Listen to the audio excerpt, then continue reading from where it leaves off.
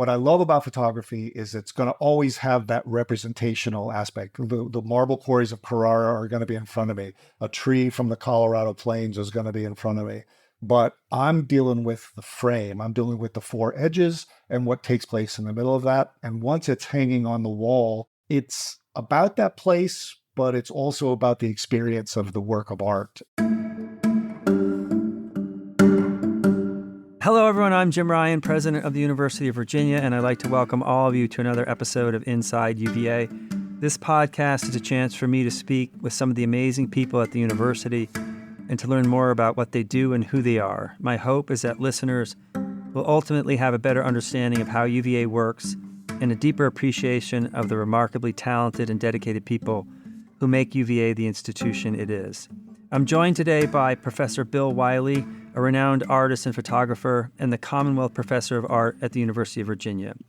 Through his art, Bill investigates place, exploring what constitutes a place and how places are informed by physical features, human interaction, and time. His art can be found in the permanent collections of the Metropolitan Museum of Art, the National Gallery, the Smithsonian Art Museum, and the Virginia Museum of Fine Arts. He has published 7 books, served in various leadership roles in the art department, and has directed UVA's study abroad program in Italy since 2007. Bill has been an extraordinary member of UVA's faculty for over 2 decades, and today we are incredibly fortunate to have him on the podcast. Bill, thank you for being here. Thank you for asking me. So, like everyone else, I'm a bit of an amateur photographer, so I'm especially excited to be speaking with you. I want to start at the beginning. You had what I think is fair to say a sort of unusual path to academia. Yes. I'd love to go back and trace it with you. Okay. So you were raised in the South Side of Chicago, is that right? Yeah. I would say the South side. So right where suburbia sort of starts to creep into the urban texture of the South Side of Chicago. And was it there that you became interested in photography, or was it later in life? It's interesting because I started making photographs when it was there. As a kid, I remember getting an Instamatic camera and taking pictures even in the 5th and 6th grade of friends at school and being sort of wowed by the pictures that came out. But I never really thought about photography as something to do other than just a fun little thing on the side. When I was in high school, my sister was the editor of the yearbook. And when I was first a freshman in high school, she wanted to get me involved in things at the school. So she told me to come by the yearbook. And the guy who was the faculty advisor stuck a 35 millimeter camera in my hand and said, go make interesting photographs. I had no idea what that was, but I wandered around, made some pictures. He got sort of excited about it. And I thought, well, this is kind of cool. Maybe you could do something with this. And I started taking pictures from then on. But I would say it was quite a bit later before I thought to make it my life's work. Yeah, right. So from high school, you went to college in Colorado. Correct. Not right away, though. I moved out to Colorado to rock climb. So I started rock climbing in high school, and I did not know what I really wanted to do, but I wanted to do some kind of science like geology or something. Yeah. So I thought, okay, there's lots of rocks in Colorado. I can climb them and I can study them. And when I got there, I realized that I needed to, I was pretty ignorant about how college worked, but I realized, I better become a resident of Colorado before I go to school here. So I moved there, started working jobs, was climbing, doing things I wanted to do there. And it took me about 8 years to get back around to going to college. No kidding. Yeah. So all I was doing was traveling and climbing and making photographs. So what years were this? Let's see. I moved to Colorado in 1976. Okay. And so went back to school. Actually, so 8 years is not the exact right, because I went back to school first just to take a single class in photography at Colorado State University. I was living in Fort Collins, and I thought, I'll sign up as a continuing ed student, right? Take a class, learn a few things about the darkroom, and then get on my way to becoming a professional photographer. But one of the reasons I'm a professor is because in that class, the teacher just blew my mind as to the possibilities of what things could do. So the next semester, I took another continuing ed class. And then by the time the third semester rolled around, I was like, I should just get a degree in this thing. This seems like something I can stick around and do, and was very excited to do it. That's so interesting. So this was not a really well-formed plan from the time you were No, 9, no, right?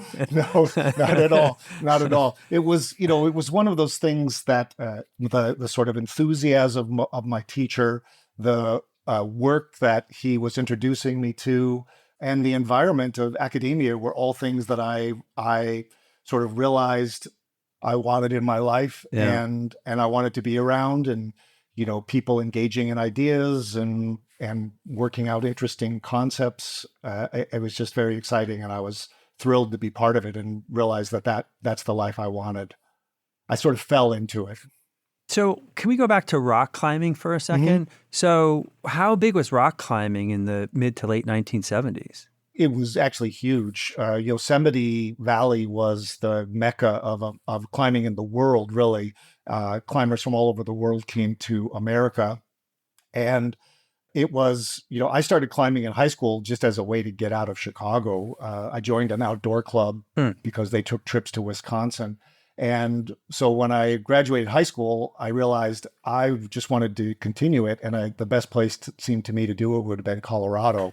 But it was very active. I was really involved in it. I mean, it's pretty much what I did. Every job I did, I worked on oil rigs or in restaurants or things like that, was all just to make enough money to go someplace and rock climb. And I spent easily 6, 7 months of the year rock climbing. I think I told you when we last met that my oldest son has caught the bug of rock climbing as Yeah, well, yeah, and in some respects is trying to build a life around it yep. as well. What did you find so captivating about it? Both the physical and the mental aspects Yeah, of it. I mean, it was problem solving, trying to figure out how to do the climb, but it also required, a physical skill, yeah, but not even necessarily strength. Like one of the things I loved, I mean, I'm a pretty physically active person, but I never considered myself to be super strong. right. Um, but you had to learn balance and strategy and moves, and all of that was super exciting. And of course, on top of it all, I loved being outdoors. And do you still climb? Here in Virginia, I mostly climb in gyms. Right. I go to a gym and climb in Richmond. I love the sort of still the physical of it. Once you get to be my age, it helps with your balance and things to be able to do those moves. But the motion of climbing is really spectacular, and I love Yeah. it. So back to photography. So you're in school, and are you thinking at that point that you're going to become an academic, or are you thinking you're going to become a professional photographer, or both?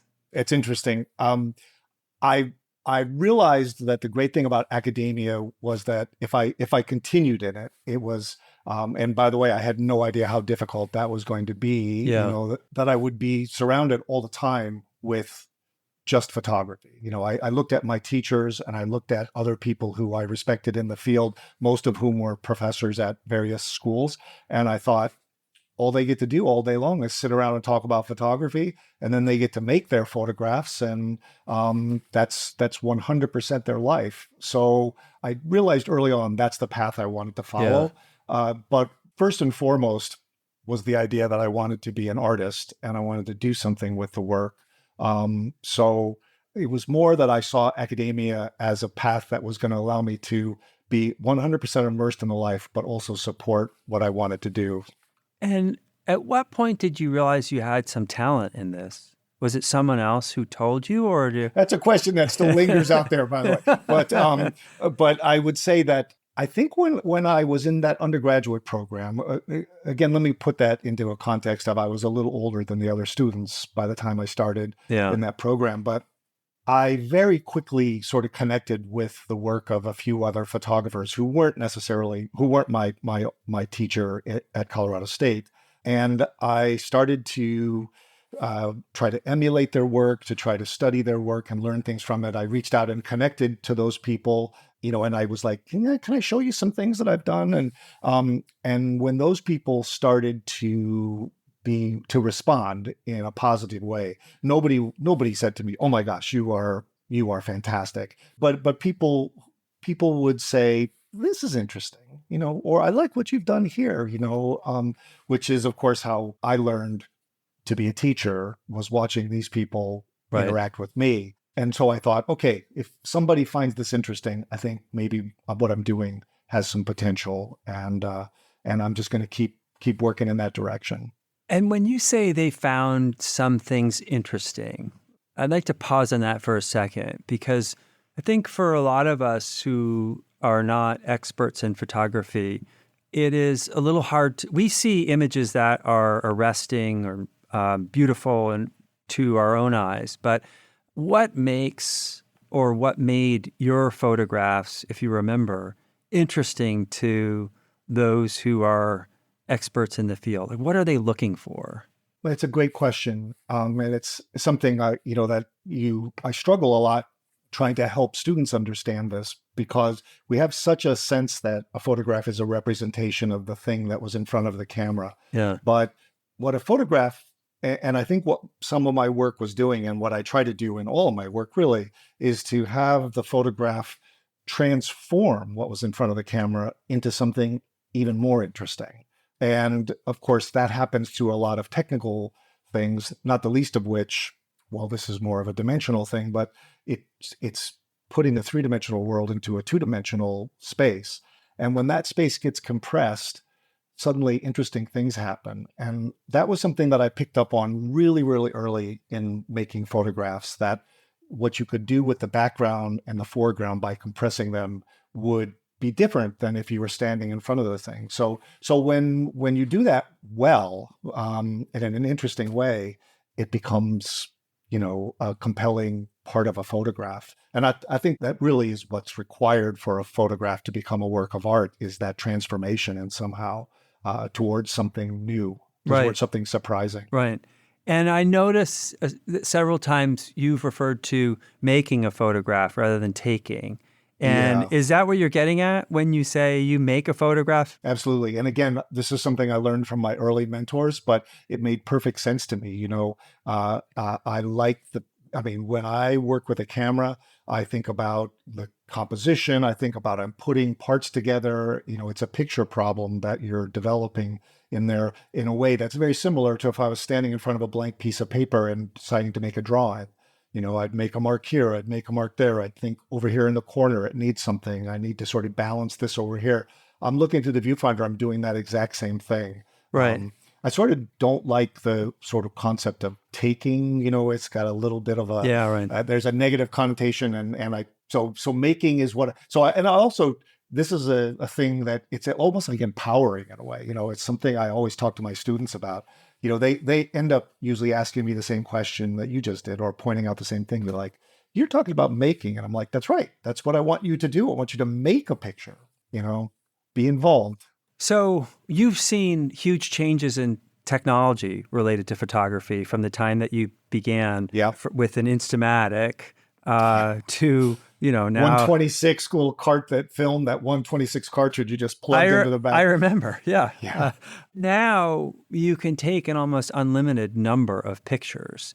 Do you feel like the degree of difficulty of producing a great photo has lessened any, since you could take 1,000 photos where in the past you were maybe limited to, I don't know, 10, 50 shots?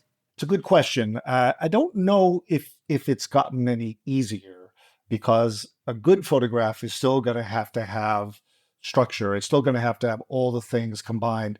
If obviously, like when I was working on, say, Pompeii or Carrara, a couple of projects of mine, I was using an 8x10 camera, and I had film holders that had individual sheets of film in it. I would go for the day in the quarry, and I would have only 18 sheets of film with me for the entire day. So I oftentimes would set up the camera, spend 20, 30 minutes getting everything composed, and then I'd have to say, is this film worthy? Is this worth a sheet of film? Right. And so I probably lost some pictures, some good pictures, because I talked myself out of it. I would say. Whereas with digital photography, obviously I could take that picture and move on and not worry about it. So it's possible that more pictures are made because they're not worrying about the film, but I don't necessarily think it's easier to make a good picture. Right. So you mentioned Carrara and Pompeii, and I'd love to talk to you about some of your projects. So I'm curious what draws you to a particular project. So you spent time in Carrara and then Pompeii. You spent time with, was it a 6-person football team? In Eastern Colorado. Yeah.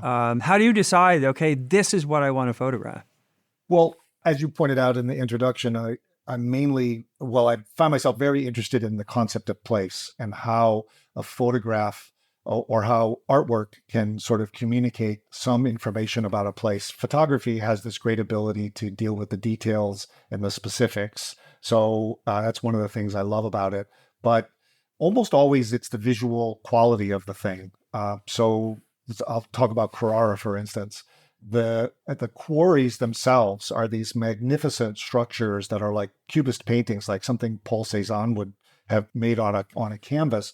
And then there's this incredible light from the Ligurian Sea that transforms the place into shadows and walls of glimmering white. And so it's absolutely beautiful. But then I love the fact that this history of Carrara was there, and maybe there was some way to sort of talk about that through photography. So not only make these visually arresting, transformative photographs, but also deal with the sort of historical nature of it. I mean, Carrara has been in use since the Etruscan times, Right. and the Romans up through the Renaissance of Michelangelo, and they're still taking marble out and making fantastic works of art. Louise Bourgeois and other people still working in those quarries. And there's a connection to UVA with Carrara. That's right. That's right. Yes. After I had produced that work, I was walking across in front of the Fralin Museum one day, and I saw these 2 Italian guys doing a 3D scan of one of the old capitals that sits in front of the museum. Mm-hmm. And I heard him speaking Italian. So I went over and said, come va? Started speaking Italian to him. And then they said they were from Carrara. And then they pointed out that they had been charged with, remaking the capitals for the rotunda. And I went to Jody Kilbasa and I said, I just did a bunch of work there. I'd love to sort of try to figure out a way to document what these guys are doing. And so I ended up going to Carrara 2 or 3 times and filming the studio, making the capitals, and making a series of photographs documenting it. And it was amazing to watch them, bringing the stone down from the quarry, Right. and then working with photographs and their 3D scans of what existed from the old capitals, or modeling in clay what was going to be the new capitals, then scanning those and working with the machines that carve out the basic forms. And I got to be there while they were putting the capitals on the rotunda when they brought them back to Virginia. So tell me a little bit about the 6-person football team. So that project, you asked about how I pick an idea. That Eastern Colorado space, that prairie space out there, is something that ever since I moved to Colorado, I was absolutely in love with. Yeah. Just that wide open space. I made a whole series of tree photographs out there, and I've done other things. But one time when I was leaving Colorado at the end of summer to drive back to Virginia to start the semester, I had an old pickup truck that didn't have any air conditioning in it, so I would drive in the evenings as much as I could. And the sun was setting, and it was getting pretty dark, and I was driving down this road, and I saw this beautiful green field glowing off in the horizon, and it was just like a beacon. So I drove over to it, and there was a guy out there watering the grass. It's normally just brown and dead out there, and this green grass was there. And he started talking to him, and he said, "Oh, this is where the Prairie football team plays. It's a 6-man football team." And I was like, 6-man, and I sort of learned a little bit about it.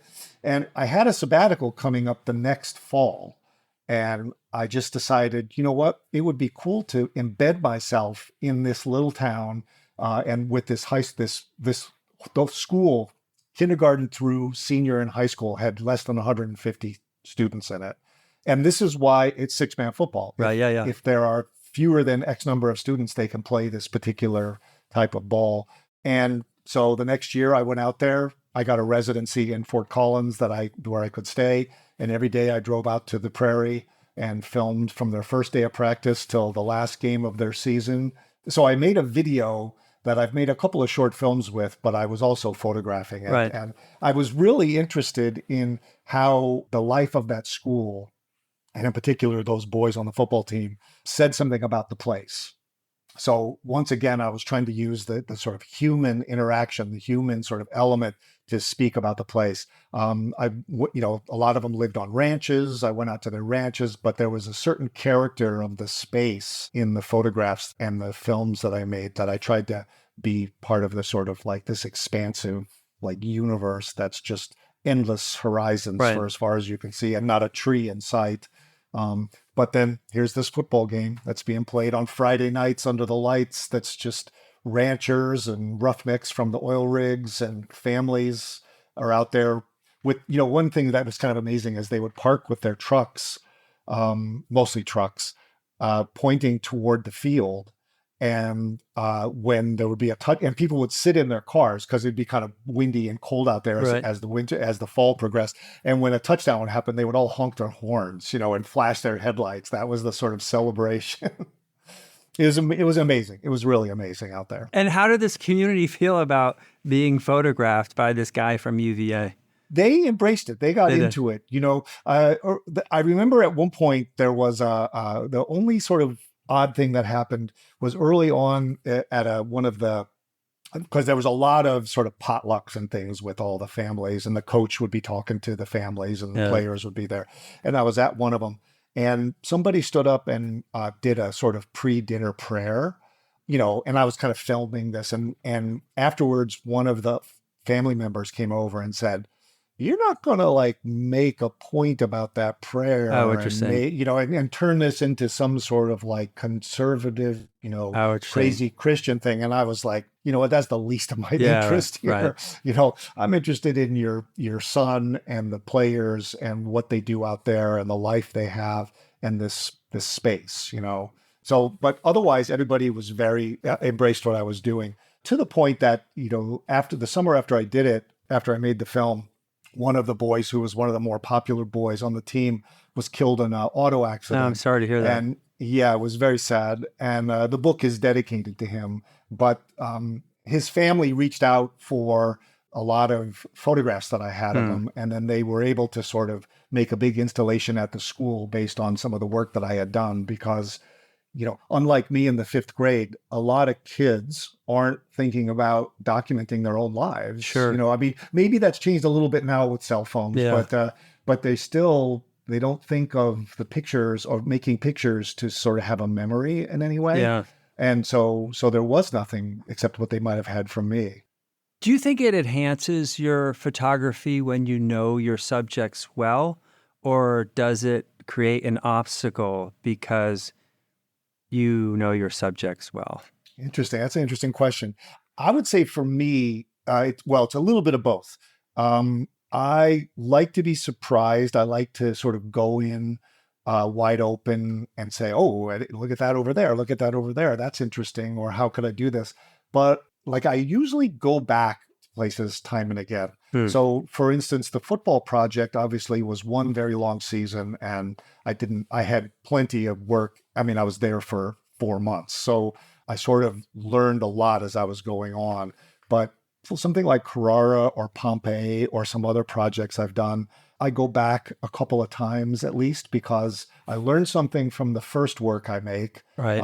And then I figure out what maybe I should study that would maybe help me know a little bit more. Pompeii was a great example of that, like figuring out what else was there to photograph than what I could find just wandering around on my own, in the beginning.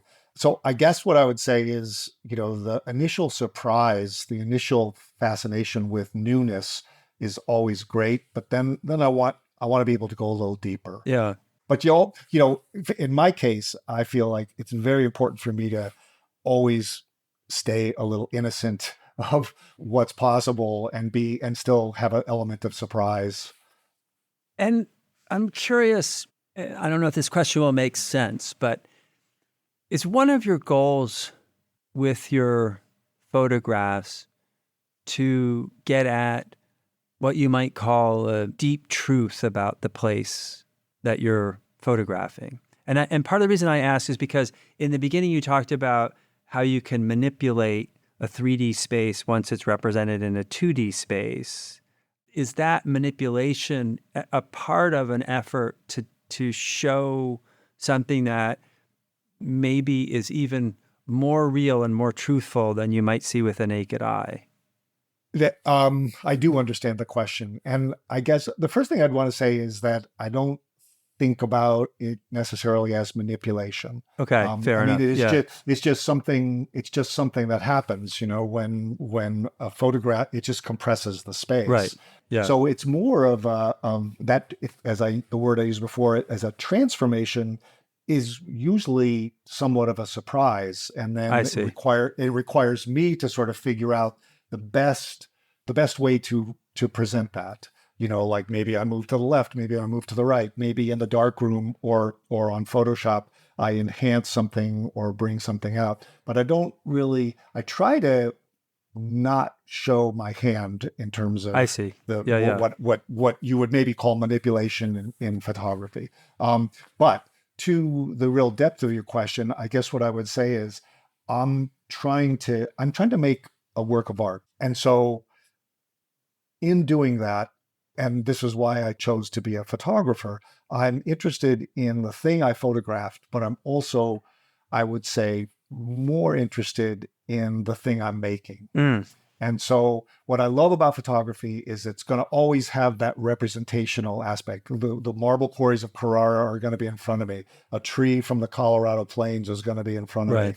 But I'm dealing with the frame. I'm dealing with the four edges and what takes place in the middle of that. And once it's hanging on the wall or in a book, it's about that place, but it's also about the experience of the work of art. And that's the kind of quality of attention span. So that's a great sort of concept one of my mentors introduced me to, is this notion of the quality of the attention span you bring to something. Mm, I think I'm trying to enhance the quality of the attention span a viewer would bring to my photograph, but not necessarily feeling like it's going to make the place more real yeah, or more powerful. right.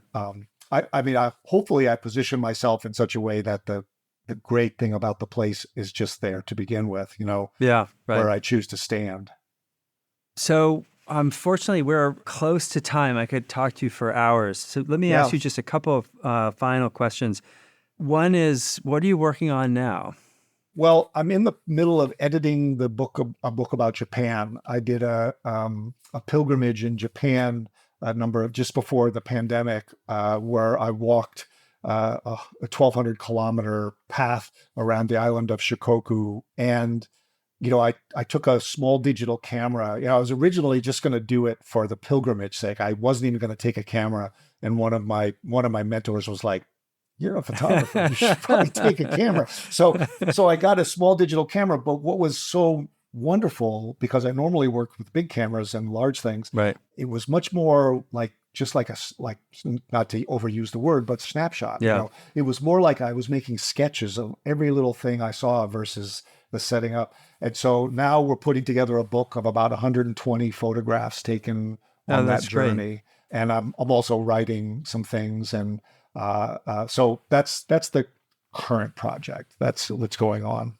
So, my guess is I'm not alone in admiring your work, but also being envious of what you get to do for a living.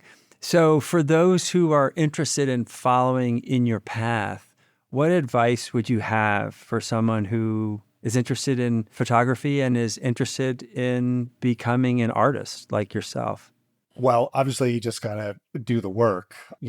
Obviously, making pictures, trying to show them to people whose opinions you respect, Mm, and to try to get your work out in the world. That's a very difficult thing because, as you pointed out early on, there's a lot of people who make right. photographs, and to try to stand out somehow, you have to not only make interesting work, but put it in front of the people who are going to help you put it in front of other people. And that has become much, much more difficult to do. It wasn't easy to do when I was starting Right. out, but comparatively, it was a lot easier to get your foot in the door and have a museum curator say, "Oh, that's interesting. I'm going to take a look at that." Or let me buy one of those pictures, and then they put it on the wall and then somebody else sees it. now often a lot of museums are buying work and it never makes it on the wall. It just goes into their archives. So I guess I would just, the simplest thing is to just, what was that thing that there was a saying? It was like, dress up and stay home, like do the work and then hope that something comes from it once it starts to get good. That's a pretty bad answer. No. It's a real answer and an honest one. Yeah. Well, Bill, thank you so much. It's been a total pleasure to speak with you. Same here. I really appreciate it.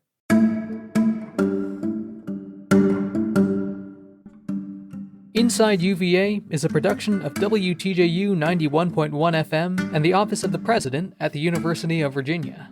Inside UVA is produced by Jaden Evans, Ariane Ballou, Mary Gardner-McGee, and Matt Weber.